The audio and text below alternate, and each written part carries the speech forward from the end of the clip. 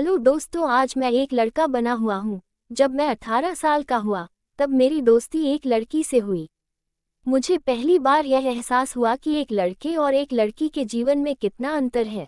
मैं एक लड़की के लिए प्यार और देखभाल की भावनाओं से अनजान था। अगर मैं अब उसके लिए अपनी भावनाओं को समझने की कोशिश करता हूँ तो ये पाता हूँ कि वो प्यार था, लेकिन उस समय मैं यह मान नहीं पाया था।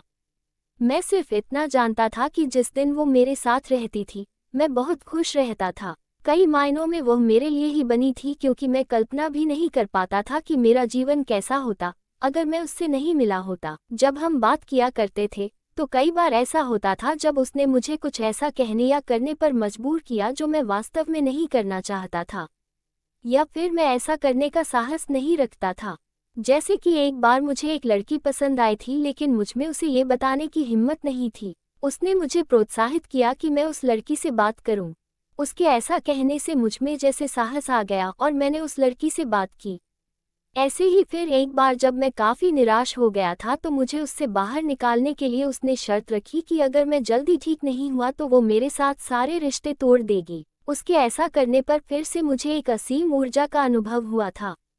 उसका ऐसे बात करना मुझे भावनात्मक और कामुक रूप से बहुत उत्तेजित करता था।